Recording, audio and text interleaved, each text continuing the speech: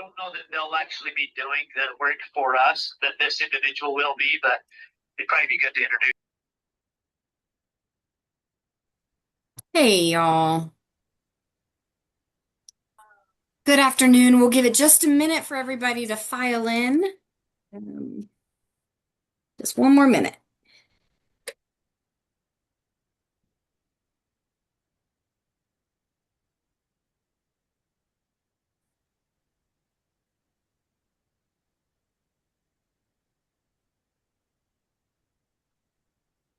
All right, it looks like the numbers have stopped ticking up, so we'll get started.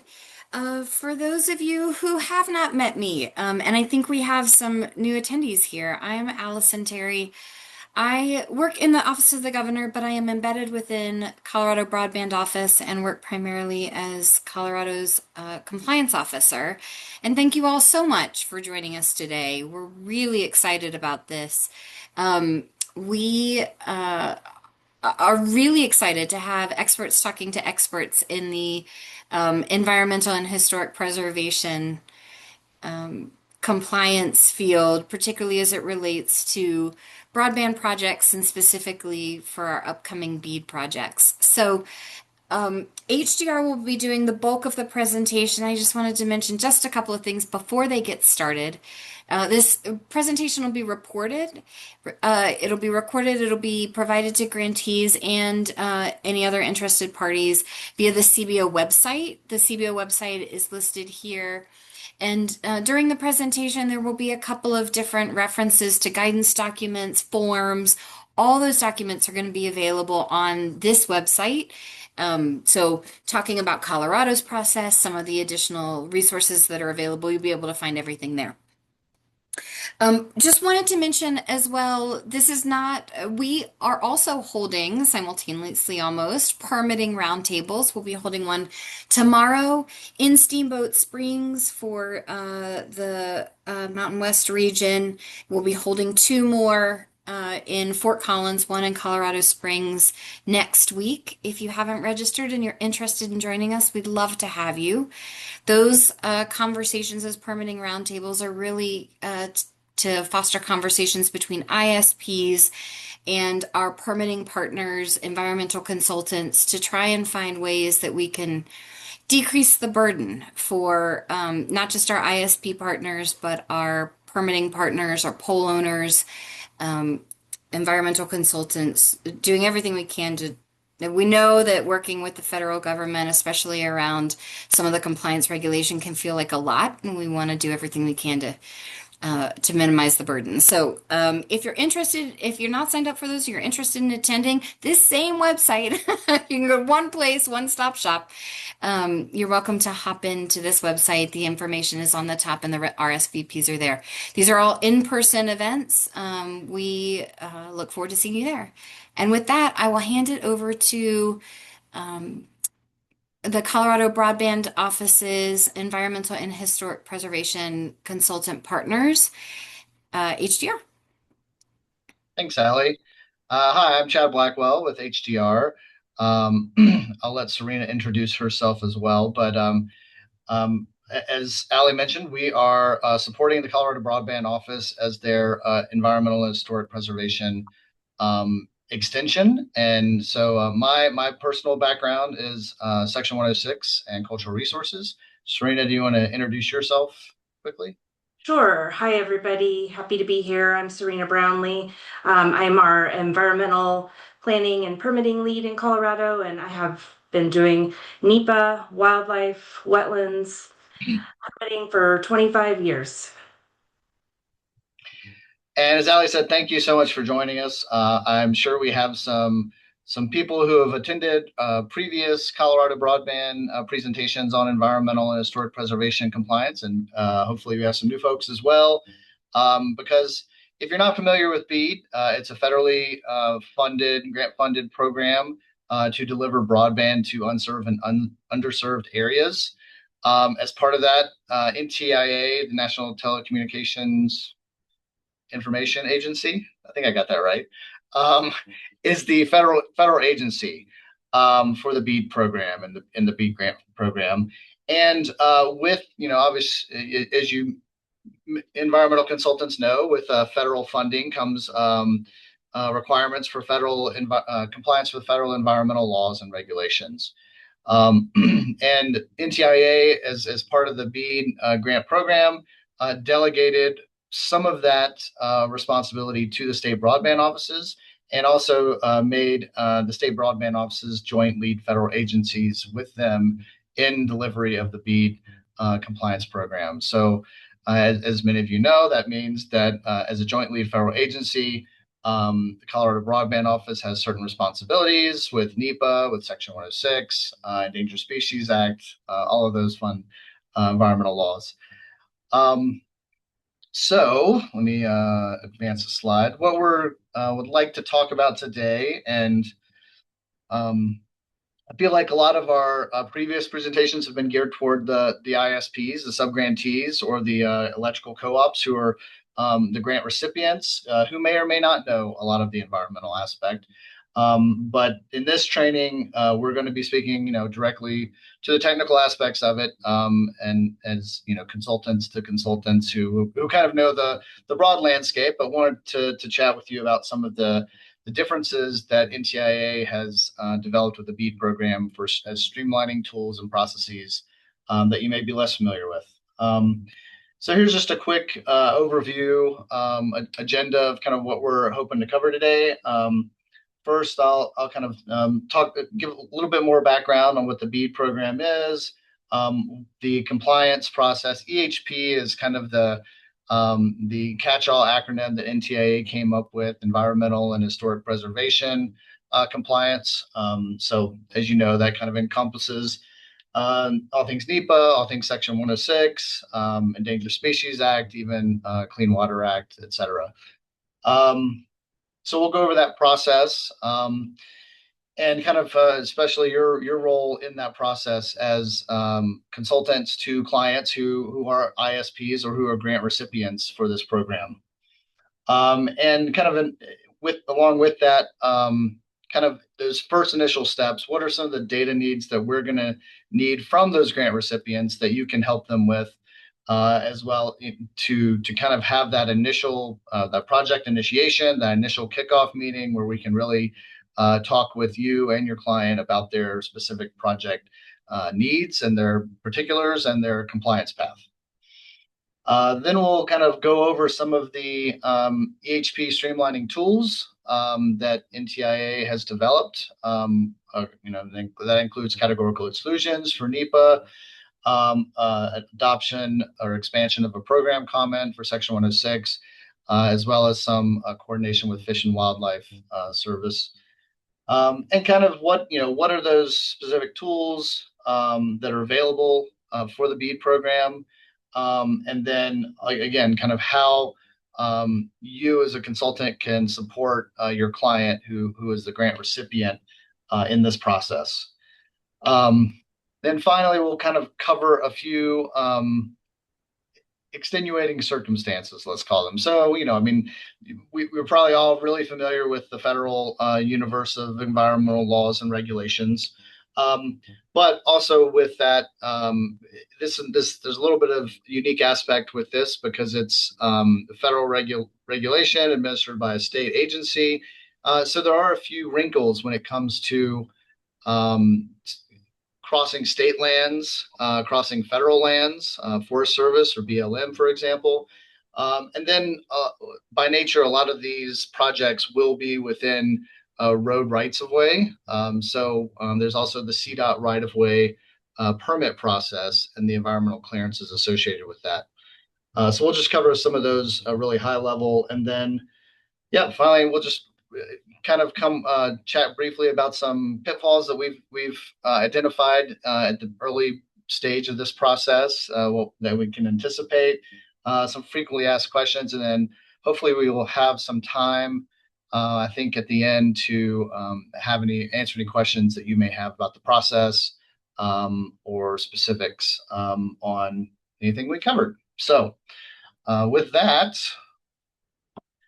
So some of you may be familiar with telecom types of projects. It may be new to you, but basically what we're talking about are fiber projects, either buried or aerial on electrical distribution poles. Fixed wireless, so communication towers. They may be new towers, existing towers co-locating on other structures. But really, those are, and there is a whole other subset of BEAD projects that are satellite projects, but NTIA has already identified that those projects, unless they have a ground connection, are exempt from Section 106, NEPA, and other environmental laws.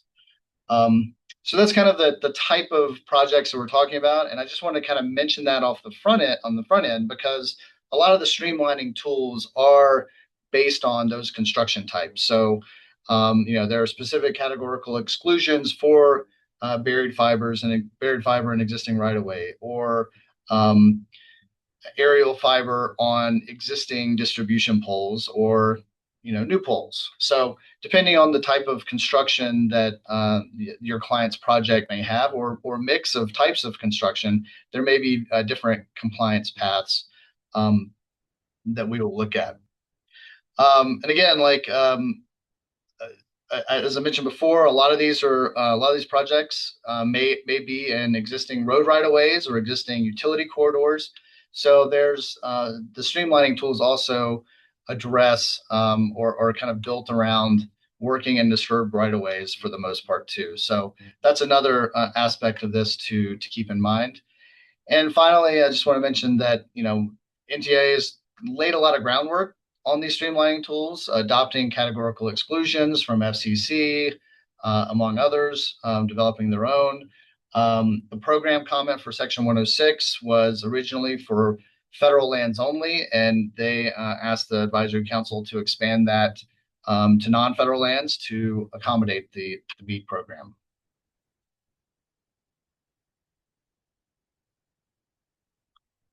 So I'm going to give a high-level overview of kind of the process that we've come up with for EHP compliance that you can support your clients in. And I'll also pause and flip over real quick, as Ali mentioned. The hyperlink at the beginning, and we can put that in the chat as well, and we'll send it out with the slide deck, or put it on the website with the slide deck. But this is the kind of the hub for grant recipients under the BEAD program, and under the BEAD provisional grantee resources, there's a set of environmental guidance and forms that we've developed. Chief among those, excuse me, is a NEPA EHP guidebook. So this is kind of a brief overview with attachments for specific forms and specific compliance aspects. But that's a good place to start if you're just coming in new to this and you want to figure out what the lay of the land is. I would say start here and then start tearing off with some of the links that we've got in there as well. There's also a link to this step-by-step checklist, which is also the process that's on the form that the slide that I was just showing. This has a little bit more detail, a few more hyperlinks to those forms that we'll be discussing in this. That's the wrong button. There we go. In this slide here. So really, the first step is kind of data gathering or data sharing from the grantee to us, so we have some knowledge of their project. Chief among those are geospatial information about their project and their construction types, along with two questionnaires that we're asking for. One is a permitting questionnaire that kind of goes through what are some of the permits that the grantee anticipates needing for their project. That's one that they should hopefully be able to figure out or have a good idea of what permits they're going to need overall for their project. The other one is a questionnaire that's specific to environmental, and I think that's one where they may seek your help in completing that questionnaire prior to sending it to us. Again, both those are linked, but really those are the geospatial project data, the permitting questionnaire, and then along with the the first half of the environmental questionnaire is just an overall project description. These three pieces of information will give me and Serena and our team enough information to schedule an initial kickoff meeting with your client and you to talk about the specifics of your project. So at that point, once you've got those submitted, you may start to do kind of your initial desktop reviews. And the idea with most of this BEAD EHP compliance is desktop reviews ideally is going to be the limit of the level of effort, but that may not be a case for all projects. There may be some field survey or some next level desktop reviews, but there may be initial kind of desktop review when you're completing those questionnaires too. Step number 3 is really we've done a lot of coordination with the Office of Archaeology and Historic Preservation to in how to implement the program comment. But the program comment in particular is really based on absence and presence of historic properties. So the record search is a key piece of information.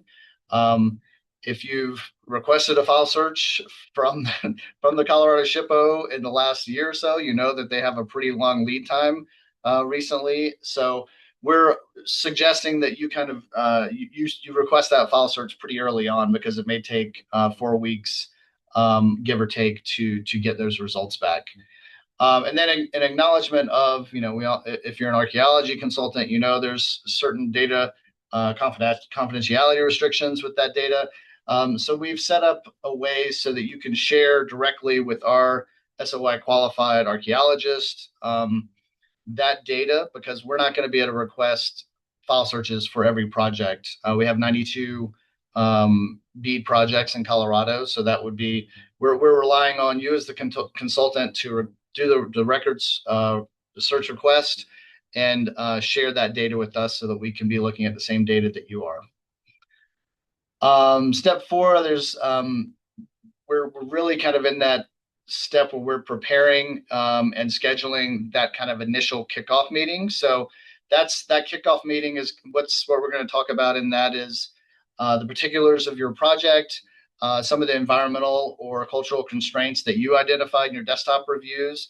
If you have some of those potentially extenuating circumstances, like you're crossing state land or federal land, or have a CDOT right-of-way permit, or need a CDOT right-of-way permit, where we're gonna it is gonna trigger maybe certain other analysis for your project and your client's project.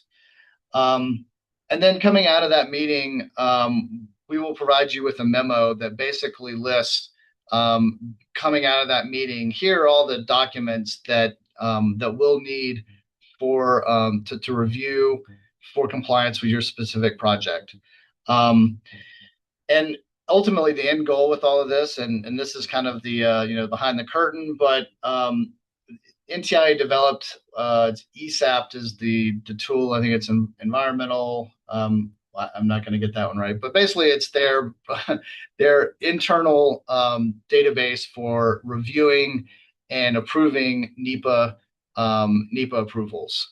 And with that, some of the questions that we're asking in the EHP questionnaire are directly pulled from that ESAP database, because they're questions that CBO and Serena and I will need to enter in on your specific project when we go to get that final NEPA approval.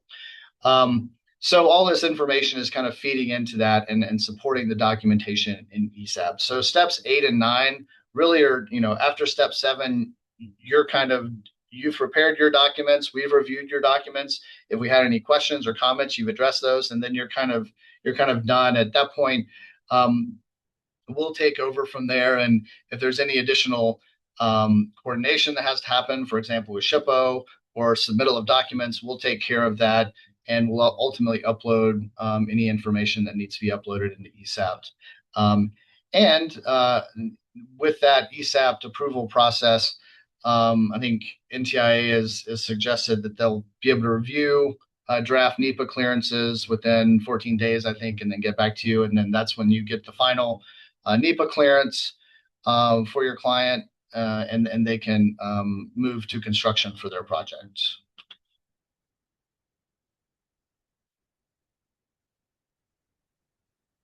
And now I'm just catching up on a few slides again. What I was just talking about where with the project kickoff meeting, and kind of what we'll cover in that. I think at minimum we'll have the geospatial data for your project. We can pull that up in a tool that we've got to look at a few environmental layers. But we've also done one or two of these, had a few guinea pigs already go through the process. And, in those cases, they put together a very brief presentation kind of highlighting the details of the project and any potential environmental constraints or issues that they've already identified. I think that was, Serena will probably agree, that was really useful to see and to have those, just a brief presentation to kind of and maps to use as talking points. But again, like if it includes project description, again, if there are needs for right-of-ways or easements, what are the construction methods? Again, when we talk about some of these streamlining tools, they're very much driven on project construction types. So that knowing where your client wants to do which type of construction, if they have more than one type of construction in their project, is going to be pretty critical in our discussion.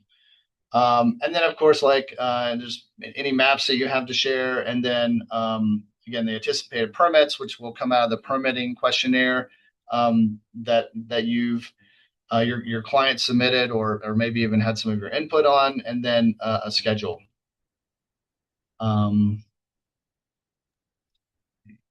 And with that, I am going to take a breath, take a sip of water, and pass it over to Serena. We're going to get into some of the streamlining tools. She's going to lead off with NEPA and Endangered Species Act, and then I'll follow up with the Section 106 program comment. Thanks, Chad. Yeah, so we're going to focus on the fun stuff now, NEPA. And, I know everybody's probably familiar with NEPA, but broadband NEPA is a little bit different. So I'm going to focus on, mostly just what's different about telecommunication projects. And, as Chad mentioned, these are for, broadband activities are linear projects with, limited disturbance because they're occurring in existing roads, right-of-ways, and utility corridors. So, because of that, the NTIA has heavily invested in developing all of these streamlining tools that recognize all these common characteristics of these projects with limited ground disturbance. So the first thing I wanted to point out is the Appiate tool. There, it's the ArcGIS Pro information tool. In addition to using your own GIS team, this tool will help you identify, if you cross any state or federal land or sensitive resources, or just areas that are going to require additional coordination. We want to identify these early so that we can discuss them during the NEPA kickoff meeting.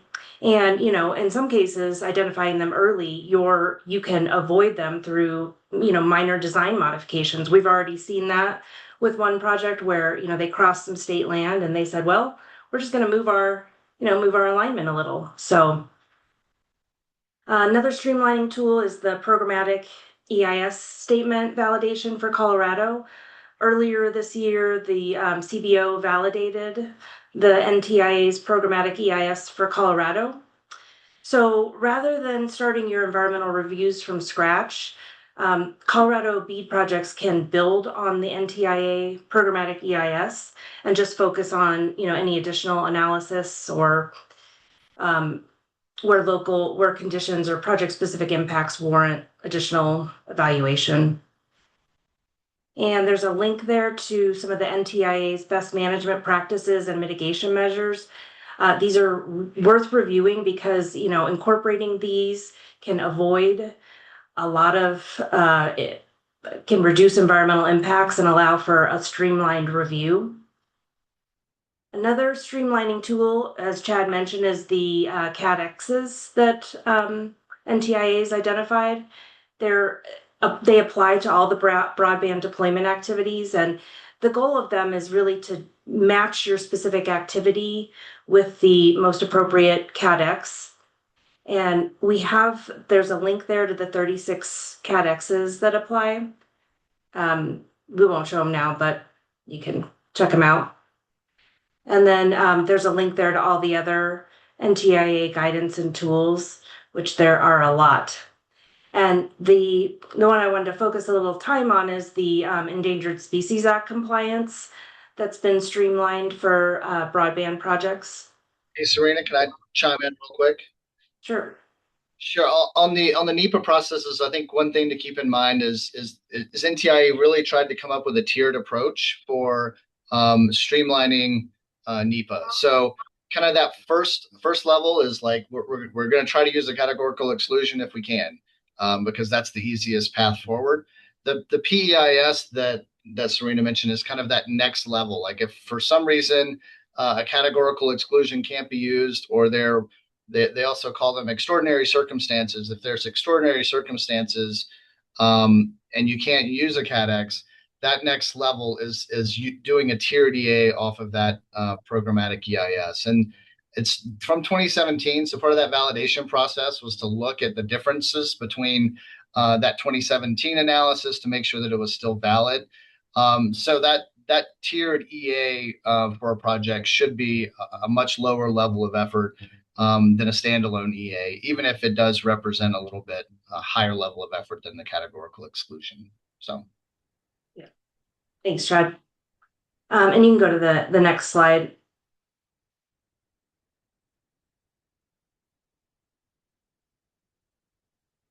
So this is the step-by-step process that the NTIA has worked with Fish and Wildlife on for Section 7 consultation. And this is also linked there. The first thing that you want to do is check the no effect list, because a lot of the BEAD activities are going to have little or no potential to affect listed species and may not require any additional ESA consultation. Projects like attaching fiber to existing utility poles or installing equipment on existing structures, where there's no ground disturbance, they are on the no effect list. And if you are on the no effect list, you're complete. So if your project does not qualify, you want to obtain an official IPAC list. If there are no federally listed species or critical habitat, your Section 7 obligations are complete, and you just want to, keep all that documentation. There is a determination key that's available for some parts of Colorado. So, rather than preparing a project-specific BA, biological assessment, for every project, these D keys can guide you through, a series of standard questions about the project location and construction methods and impacts. But most of the D keys in Colorado are for the northern long-eared bat and the tricolored bat, so not all of the projects will have a D key. So yeah, just depends. If your project does qualify for the D key, it will actually generate an official effect determination, and that would satisfy your ESA consultation requirements without any additional coordination. So for projects without a D key, you may have to prepare some kind of a, informal biological assessment. And once your IPAC review is complete and you have your species list or your D key determination or your BA and written concurrence from Fish and Wildlife, all of that will need to be included in your NEPA package that's going to be submitted to NTIA. And I think with that, I will hand it back to Chad to talk about the 106 streamlining. Thanks, Serena. Yeah, so with Section 106, I mentioned the program comment before. I also mentioned NTIA made state broadband offices jointly federal agencies. The one aspect that they specifically did not delegate to state broadband offices was tribal consultation, tribal notifications. NTIA is notifying tribes by state of those projects in those states. So they will do an initial notification. If tribes respond that they have specific interest in specific projects, specific areas, or want to be notified for anticipated discoveries, then it's kind of on the state broadband offices to respond to those requests for continued consultation or additional information. So depending on those responses that we get from tribes, we may reach out to you and your grantee about more specific information about your project, or loop those tribes into the Section 106 program comment process, or the normal Section 106 process if that's the route that your project takes.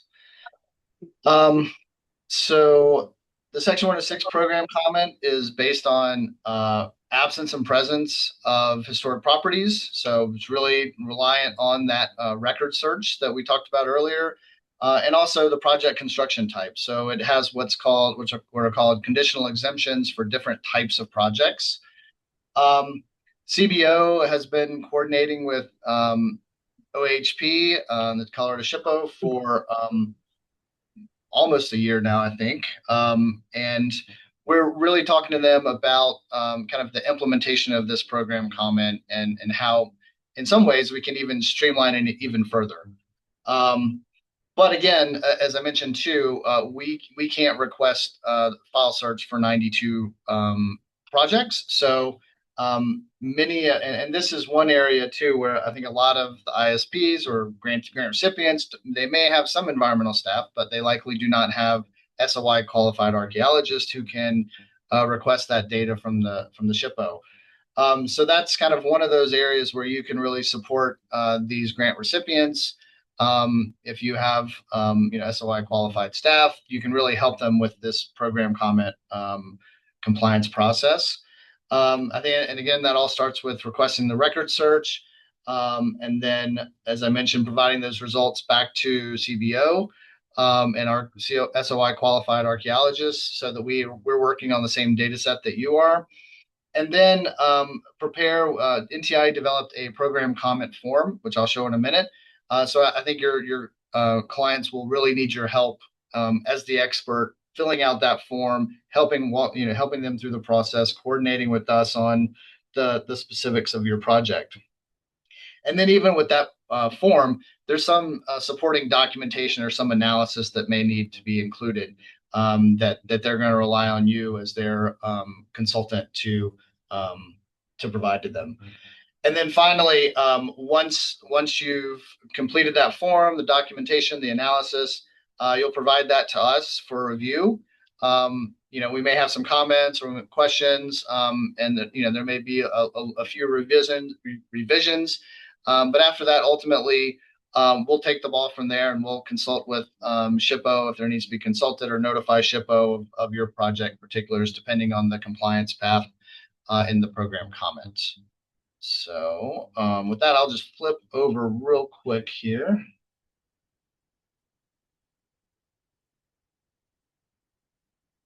So this is, and again, this is linked in the guidebook, and it's on NTI's website. This is the documentation form that NTI developed. It also comes with a separate PDF for instructions and a separate one for FAQs. And again, if you take a look at it, you have questions about it, I'm happy to answer any questions and walk you through it. But generally, it shouldn't. Even if you're unfamiliar with the program comment, it's asking for pretty basic information that we usually have in a Section 106 consultation. Just some upfront information about the project. It has a list of enclosures, again, that documentation or that may need to be submitted with the form. And then within the program comment, there are kind of three outcomes if you're able to use the program comment. The first is you reviewed it without conditions, and basically we're just providing documentation to SHPO that Section 106 has been met. I mentioned before it's really based on the absence and presence of historic properties in your APE. So if you delineate we delineate an APE, you do the file search, there's no historic properties that come back in it, then you kind of need to clear one of three hurdles. Either there's recent surveys within 10 years in your APE, it's in a disturbed right-of-way, or you've done some analysis and determined that it's a low probability for archaeological sites. Then we can clear it on that first checkbox here. And then we're providing, there's no additional consultation with that. We'd be providing this form and the supporting documentation of one of those three things: recent survey, disturbed right of way, or probability to SHPO for their records. That kind of next level review is the second box. That's the conditional exemption. So if you do have historic properties and the file search comes back and you have historic properties in your APE, then we would look at those conditional exemptions that are based on construction types. So there's one for buried fiber in existing right-of-ways, utility right-of-way corridors, or road right-of-ways. There's one for aerial fiber on existing poles, aerial fiber on new poles, new tower construction, replacement tower construction, or co-locating on existing structures. Those come with certain conditions, and you'll have to look at the program comment, and we can help you with that to see if those conditions can be met. And usually they're related to the construction. So, for example, the aerial fiber on existing poles, if you're not you're not replacing any poles, that's one of the conditions. So you would just say, we're not replacing any poles. You meet that conditional exemption. If you do have to replace poles, if they're within 10 feet of the existing pole, that's another condition that you can meet for that specific project type. But ultimately, if you have historic properties in your APE, and either you can't meet those conditional exemptions for the type of construction, or you're not going to be able to avoid historic properties with the construction. And that's the other kind of test is if you're able to avoid, then we're able to clear the project administratively. But if you're not able to avoid, then there may be additional consultation with the SHPO, and it's probably not going to be like a full survey of the APE, but really it's more of a consultation or request for comment from the SHPO on, hey, we know we have this site within our APE. We're not sure if we're going to be able to avoid it because of X, Y, or Z. Maybe we don't have enough information on the site boundaries or the depth of it. So we want to do some survey before construction to define that site boundary. Or, we know it's there. We're going to try to avoid it as best we can, but, we think monitoring during construction is the best course. So that's where we're kind of in that third checkbox with the program comment. And really what comes out of that is usually a monitoring program or a site avoidance plan where we're, a commitment to monitor in that specific area where that site is. I'll scroll quickly through, but just so you can kind of see some of the information that's in this form if you haven't had a chance to look at it yet. Again, there's, area potential effects, kind of a summary of that. Here's where we're kind of getting into the type of construction that your project is. Again, record check results, the file search, absence, presence of historic properties is kind of what we're leading with the program comment. And then you're completing as much of this as you need to based on the particulars of your project. Like if your file search comes back and there's no historic properties, then you may be stopping at this 4C box with a check mark. Here's where we're getting into the conditional exemptions on the different construction types. So again, the first one is above ground communications on existing poles or structures, buried communication cables, communication towers. So if you can clear one of those, then you're going down to this section 5, checking this box, and you're stopping there. And then in some cases, there may be that extra wrinkle of needing to get more information either through survey or committing to monitoring during construction. One quick note: I think Serena mentioned that there's best management practices that NTIA has put forth. They're included with some of are going to be included with construction documents, things like unanticipated discoveries, stop work for unanticipated archaeological discoveries or human remains. So some of that's already kind of baked into your client's grant agreements and the construction documents that they will be preparing. You switch back to the slide.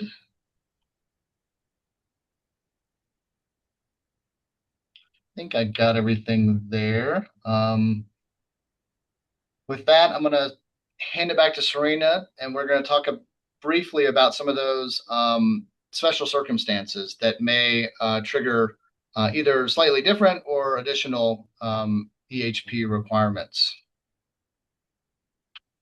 Thanks, Chad.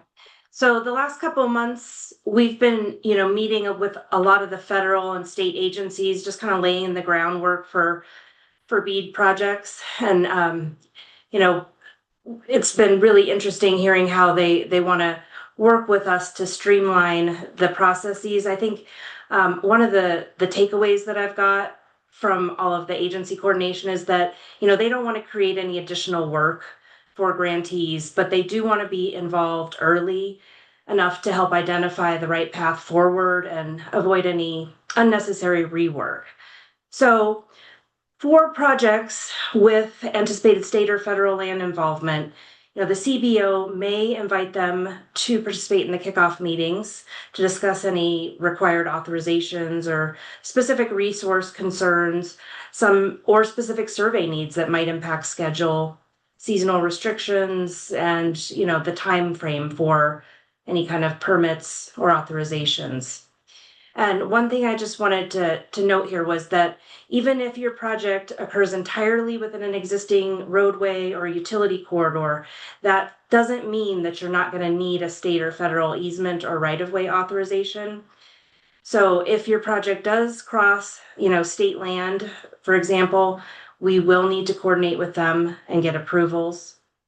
Another Colorado-specific consideration is going to be sensitive wildlife species. In addition to looking at the federally listed species, for broadband projects, we do need to look at impacts to raptors, migratory birds, bald eagles, prairie dogs, if there's going to be ground disturbance, and other sensitive wildlife resources.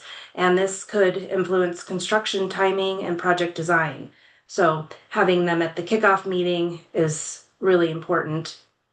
And if your project overlaps, state wildlife areas or sensitive habitats, we will want to coordinate with the CPW land use supervisors and potentially their regional resource managers.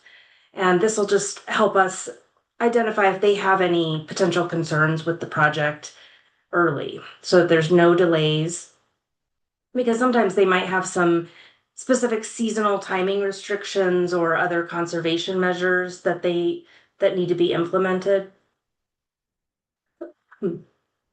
So for federal land coordination, that's kind of another area where BEAD projects really differ from traditional utility projects, because these BEAD projects are going to cross multiple federal jurisdictions. We've got projects crossing Park Service, BLM, Department of Defense, Forest Service, and BIA lands. And a lot of these federal agencies are in the process of working with the NTIA to streamline processes for approvals for crossing their lands. But one specific example I wanted to touch on is projects affecting National Forest System lands. So rather than trying to navigate the Forest Service independently, the Forest Service has created this broadband action team, which is linked there. And it's basically providing a centralized point of contact and help facilitating coordination with the appropriate local Forest Service districts in Colorado. So really important resources on their site. And another point from our recent meetings with the Forest Service is that working in their existing rights of way doesn't necessarily eliminate the need for their review. Temporary construction impacts like vehicle access, equipment staging, or just accessing existing poles to string wire, that can still require authorization and environmental review from them. And I've included some information here about Forest Service specific right-of-way approvals or easements. We'll need an SF 299 application, a plan of development, and they will need maps and GIS data that are clearly define the project footprint and construction activities. And they've created a portal where you can upload all of the information directly to their site for BEAD projects specifically. But, early coordination is the key because the Forest Service has a 270-day timeline for reviews, and that timeline only begins once your application is accepted by the forest for processing. The Forest Service has also recently adopted categorical exclusions from other federal agencies, including NTIA CADXs. So this creates, more opportunities to streamline broadband project reviews on Forest Service land. And with that, I will hand it back to Chad for CDOT right away. Thanks, Serena. So Colorado Broadband Office has been talking to CDOT's right-of-way team for months, if not almost a year, before HDR even came on with CBO. And some of you may be aware, but CDOT has its own utilities and right-of-way approval process, and a component of that is the environmental clearances. And you may have seen this form, which is linked here, and just the top portion of it shown. I think that's, again, when we're getting that initial data collection on the front end, even before your kickoff meeting, identifying those projects that are going to be within CDOT right of way, so we can be working toward addressing the requirements of this forum, and at the same time as we're addressing the requirements of documentation for categorical exclusion or for Section 106. I think will save your clients a lot of time once they get their NEPA approvals, and then they're also looking to get their CDOT right of way approvals as well. And see, Serena, you want to take these next couple of slides on the pitfalls and the FAQs? Sure, yeah. And we can go over these really quickly so that there's time for questions. But just some high-level reminders. We need to know where all of the disturbance limits are, your staging areas, access routes, because that's going to impact our reviews. Just a reminder, you cannot do any ground disturbance activity, no staging equipment, nothing until you've got all of your notice to proceed and your NEPA decision document and all of your permits. Let's see what else here is important. Let's see. Early coordination with all the land management agencies. One thing that I thought was interesting after talking with the Forest Service was that, they do want to be involved with defining the area potential effect for cultural resources. So, just making sure to coordinate that with them early before you do your file search. And for your file search, we want to include a 1/4 mile buffer unless land management agencies require something different. Yeah, and that's kind of come out of our conversation with SHPO. I think a 1/4 mile is the minimum, but depending on the specifics of your project, if it is crossing federal land and that federal land management agency wants to see a larger record search, I think that's one case. Or if you're in that program comment or using some of the record search data on the archaeology to prove or identify areas of high archaeology probability, I think that's another area where a wider buffer may be useful. But I think in our discussions with SHPO, I think they were interested in minimizing some of these record file search requests, knowing that there were going to be fairly large areas and a high number of them as well. I think we can go on to the FAQs then, and since we only have, Good. Yeah, we already answered the first one, no. And in fact, there is a whole process to go through if ground disturbing activities occur prior to any kind of approvals. Are these interesting, relevant, or do we want to do questions? I can go through these really fast because I think we've got time. Let's go ahead and Okay. go through these, and then if anyone has questions, go ahead and start feeding them into the chat. But we'll also just open up the floor for conversation. Perfect. So even activities like, if you want to go out and do geotech or any kind of vegetation removal, that can sometimes require environmental approval, depending on the landowners. So definitely coordinate any kind of activities like that with your consultant and CBO prior to doing any kind of field activities outside of, existing. That doesn't include like existing paved areas but no activities, no ground disturbance can occur until you've got, your environmental approvals. This one is, do I need to have all my permits issued before NEPA? No. So permitting happens concurrently with NEPA, and permits don't need to be issued prior to, NEPA review and approval. But you do need all of your permits and approvals before you can start any construction or ground disturbing activities. And that's, we'll help you identify that with the permitting questionnaire and all that, what your applicable permits are. And So, I'll just add on to that, Serena. For that NEPA approval, there are some things that we'll need to upload documentation for, like Section 106, like the program comment form, or the Endangered Species Act. Those are two things that are specifically in the questionnaire that we'll have to answer in NTIA's database to request the NEPA approval for them. yeah. So we've talked a lot about the CADXs and, will all of the projects that are within disturbed areas or roadways qualify for a CADX?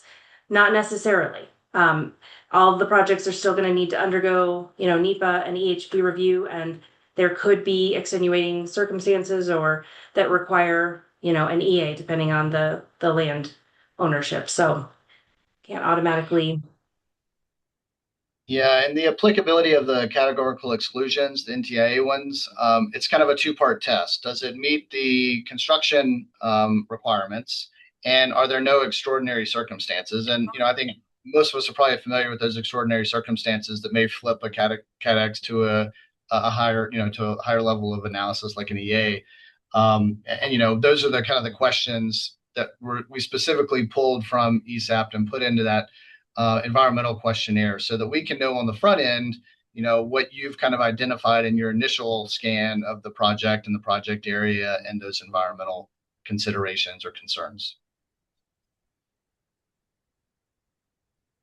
If we're just on existing utility poles, do we still need to do NEPA? Yes.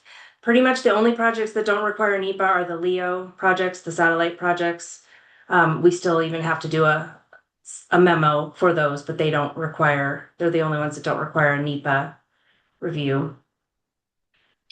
But yeah, the existing polls, I think, is probably one of the easier bars to clear. Like, there's specifically a categorical exclusion for that, is specifically a no effect on the endangered species, and there's specifically a conditional exemption for those in the program comment.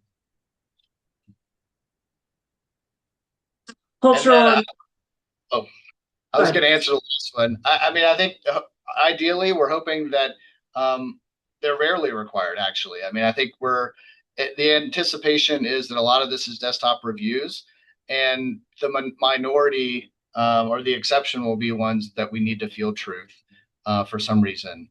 Yeah. I think that kind of leads, I think we got a couple of questions in the chat.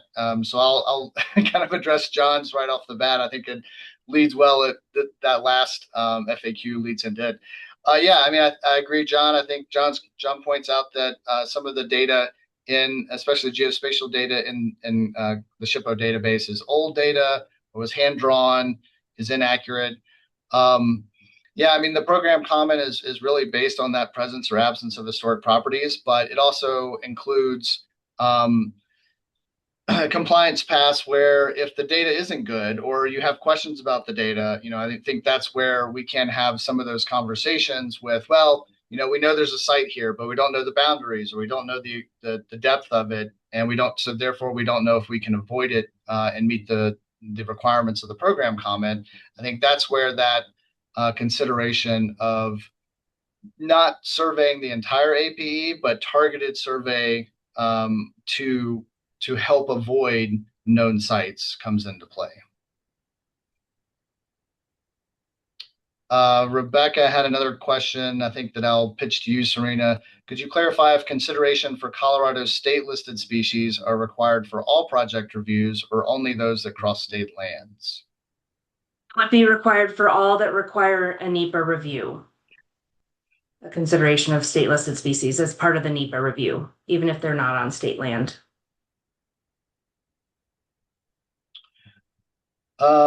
Michael or Michelle, sorry, or Logan, sorry. When dealing with co-location projects that do not involve any new ground disturbance, are we considering a visual APE based on the FCC definitions? Short answer is yes. That's baked into the conditional exemptions in the program comment. If you're speaking specifically about Section 106, the towers and the co-locations are based on the existing FCC guidance on heights. And APEs based on that. So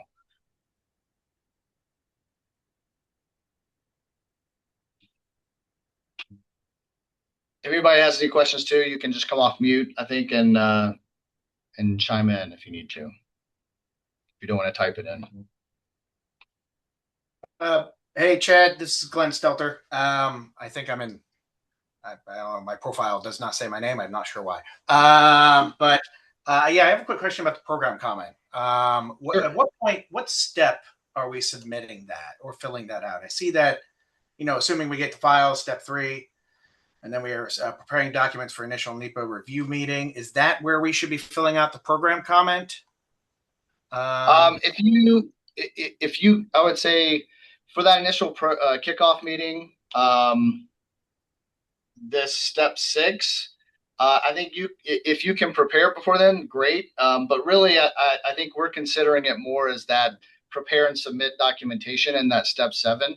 We may talk about it, talk about your project specifics and how it meets or doesn't meet the program comment in that step 6, but we're not expecting you to have it prepared for that initial kickoff meeting. Okay, so I was even looking at step 4, so certainly not that early. No.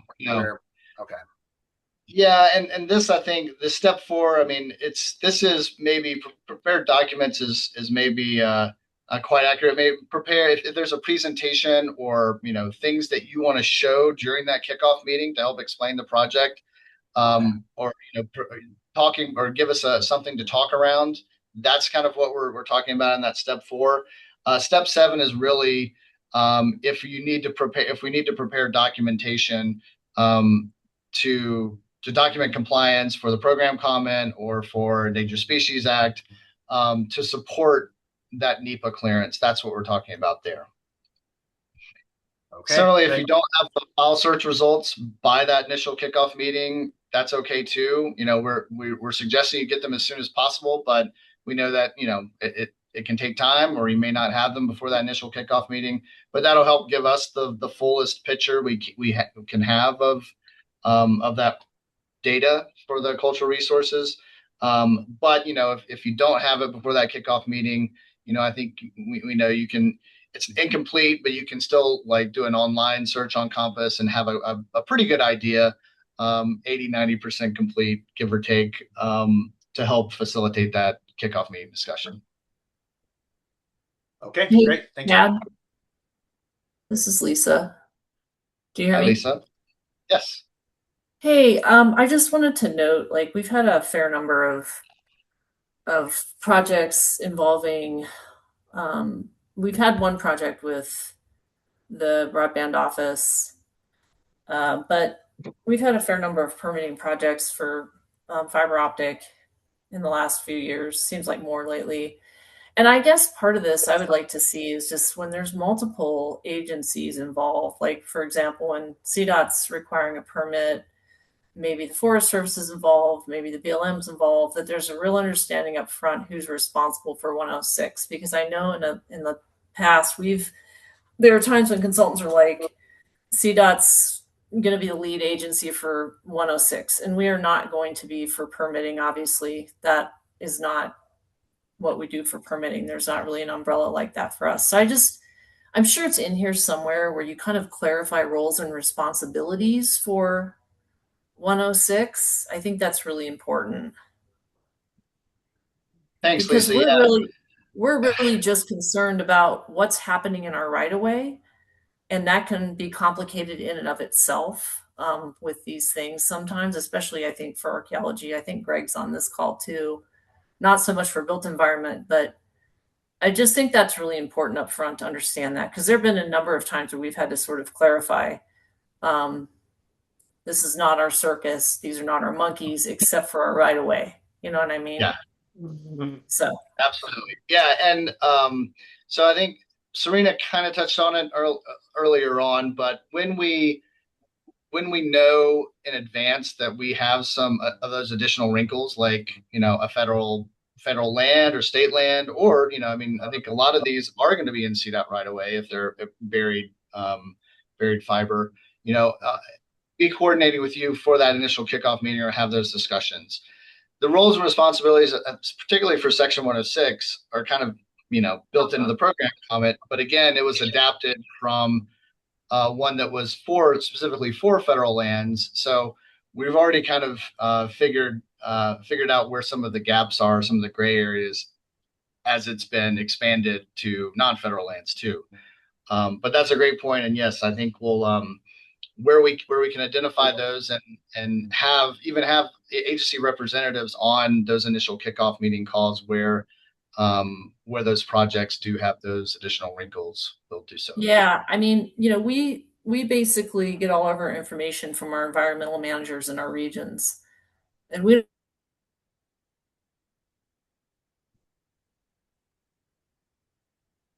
Oh, did Lisa freeze for anyone else? Yeah, Lisa, you froze, but when you come back, we'd love to hear more. until we get a request from them, and environmental managers who are actually sending on video. It's bad. No. Lisa, we missed a bit of what you were saying. Can you hear me? We I can don't hear think you you now. can. Okay. So I don't know where I think what I was saying is that we get this packaged by our regional environmental staff. They package these as requests for us to review permits. So I think if there's a point where those regional staff can be invited, and maybe they are, we get a lot of these requests, but I just think that's really where those are the folks who are sending out requests to different specialty areas for CDOT to make sure that our permitting requirements are being met. So I think if regional environmental staff can be involved, that's important, because when we get it packaged from the region, it's really trying to be very specific. We get a lot of the broader project information, but in the end, we're really just focused on our right of way. So we also kind of want to just know, what do we need to look at, because we don't need to look at everything. I hope you heard all that. You probably did. We did hear that. Thanks, Lisa.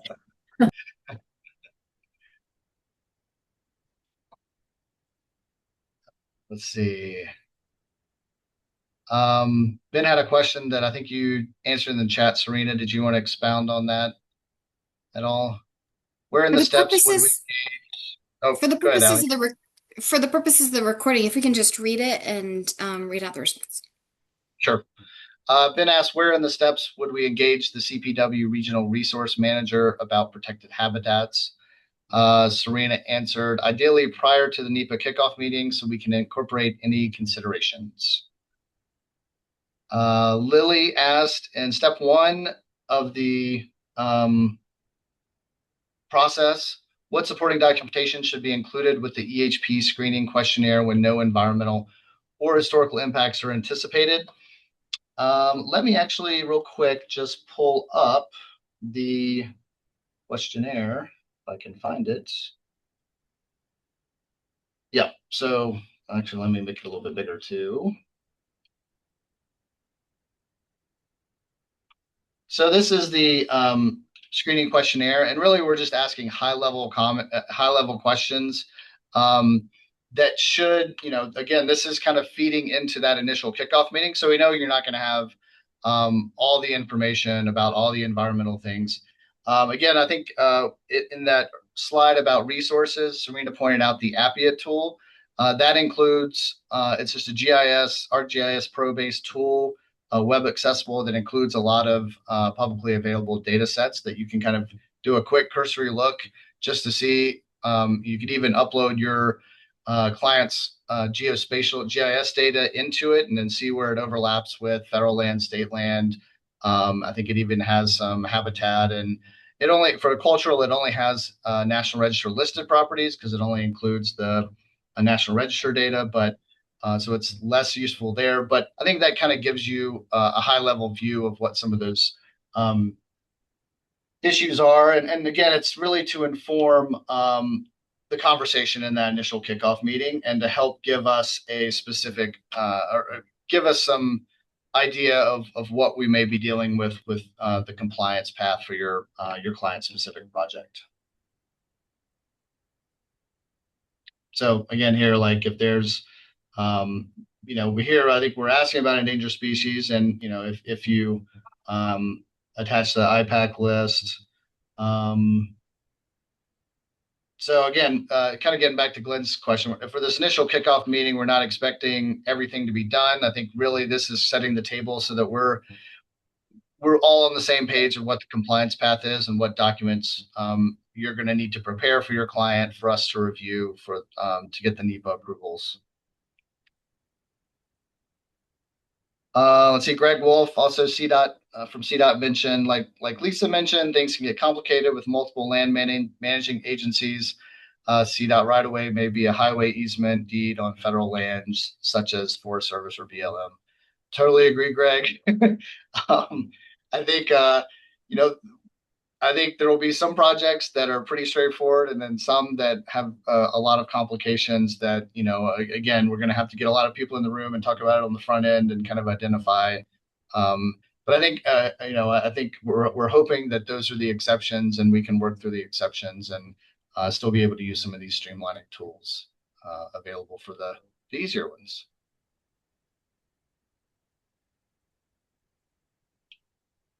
Just wanted to throw out there that we're happy to answer any questions too. If you think of something after this call, we're happy to answer questions.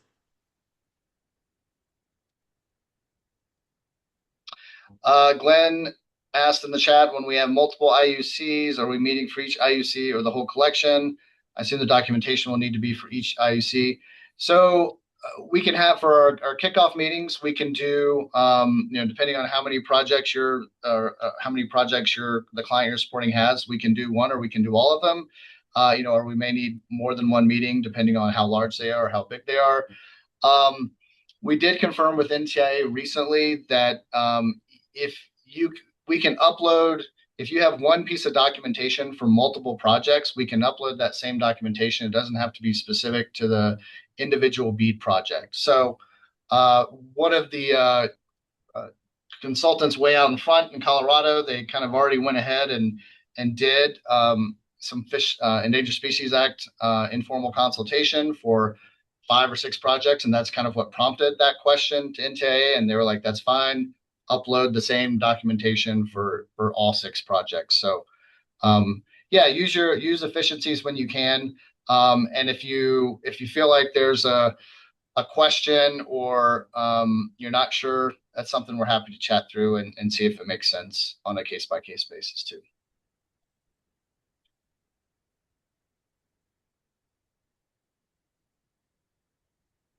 Let's see, Ben asks, since there is time left on the call, beyond CDOT permits, is there a lead resource identified to work with applicants on master service agreements with CDOT for use of CDOT fiber?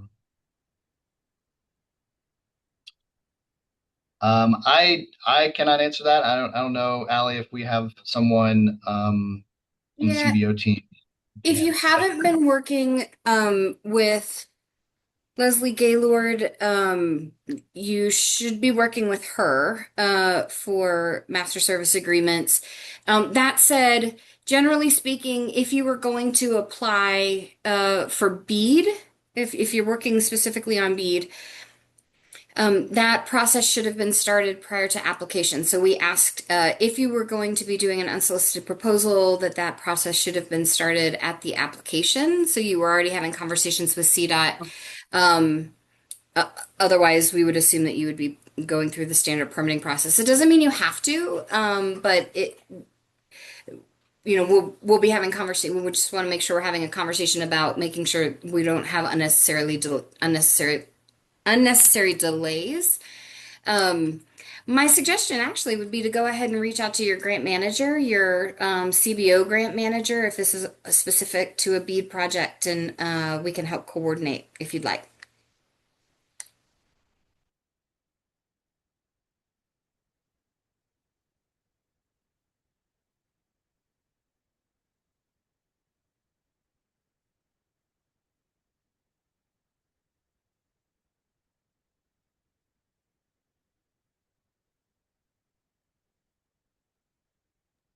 Great, thanks. Thanks, Ben. If you need anything else, you're welcome to copy me in as well.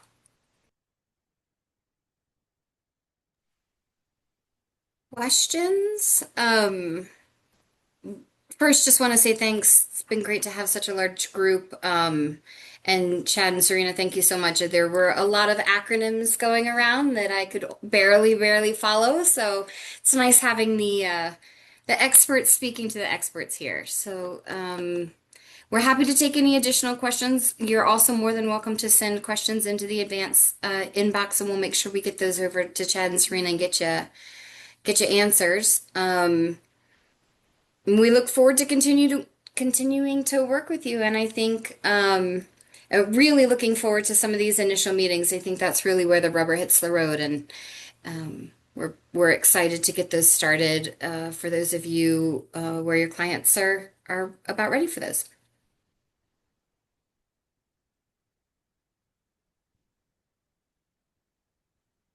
There's nothing else. Chad, I think we can give people back about 5 minutes in their day. All right.